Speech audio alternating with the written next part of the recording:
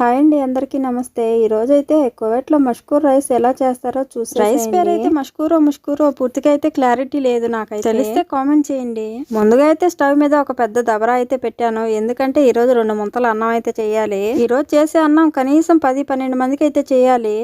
దబరాలో oil వేసుకుని బిర్యానీ మసాలాలు అయితే వేసుకున్నాను. అలా కువైట్ మష్కూర్ రైస్ చేయమన్నప్పుడల్లా ఈ విధంగా అయితే వైట్ రైస్ అయితే చేస్తాను. నూనెలో బిర్యానీ మసాలాలు వేసిన తర్వాత హాట్ వాటర్ కూడా వేసాను. తొందరగా చేయాలనుకున్నప్పుడు ఈ విధంగా హాట్ వాటర్ వేసుకుంటే తొందరగా అయితే అన్నం అయితే రెడీ అయిపోతుంది. తగినంత సాల్ట్ అయితే వేసుకున్నాను. అన్నం చేసే 2 గంటల ముందు అయితే బాస్మతి రైస్ని నీట్గా క్లీన్ చేసుకొని హాట్ వాటర్లో అయితే నానబెట్టాను. ఈ విధంగా రైస్లోని వాటర్ అయితే వంపేసి తర్వాత అయితే ఆ రైస్ని అయితే దబరాలో అయితే వేసుకోవాలి. ఇలా రైస్ మొత్తాన్ని వాటర్లో అయితే వేసేసి రైస్ ఉడికేదానికి వాటర్ సరిపోతాయా సరిపోవా అని చూసుకొని వాటర్ని అయితే వేసుకోవాలి.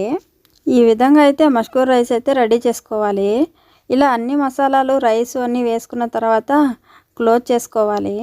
మనం చేసుకునే వైట్ రైస్ అయితే ఈ కువైటీ వాళ్ళు అయితే అస్సలు తినరు. ఈ విధంగా కొంచెం డిఫరెంట్గా చేయాలి. 15 నిమిషాల తర్వాత రైస్ అయితే ఓపెన్ చేశాను. రైస్ అయితే కరెక్ట్గా కుక్ అయిపోయింది.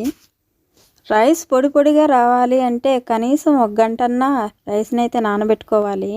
ఈ అరబ్ దేశాల్లో అయితే కొంతమంది ఈ విధంగా వైట్ రైస్ అయితే అసలు తినరు. కొంచెం డిఫరెంట్గా ఉండాలి.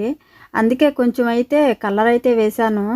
ఈ ఇంట్లో అయితే వైట్ రైస్ అయితే సరిగ్గా తినరు. అందుకే కొంచెం కలర్ వేశాను. కలర్ వేస్తే ఈ అన్నం లేక అయితే మటను బెండకాయలు వేసి కూర అయితే చేశాను. మటను బెండకాయలు వేసి కూర అయితే చేశాను. వీడియో కూడా తీశాను, అప్లోడ్ చేస్తాను, చూసేసేయండి. ఈ వీడియో మీకు నచ్చితే మంచిగా ఒక లైక్ ఇవ్వండి. ఇలాంటి మరెన్నో వీడియోస్ చూడాలి అనుకుంటే మన ఛానల్లో ఇప్పుడే ఛానల్ని అయితే సబ్స్క్రైబ్ చేసుకోండి. అలా ఛానల్ని సబ్స్క్రైబ్ చేసుకుంటే నేను అప్లోడ్ చేసే ప్రతి వీడియో మీకైతే నోటిఫికేషన్ అయితే అందుతుంది. ఈ వీడియో ఎలా ఉందో కామెంట్ చేసి చెప్పండి. Don't forget to subscribe. Thank you for watching.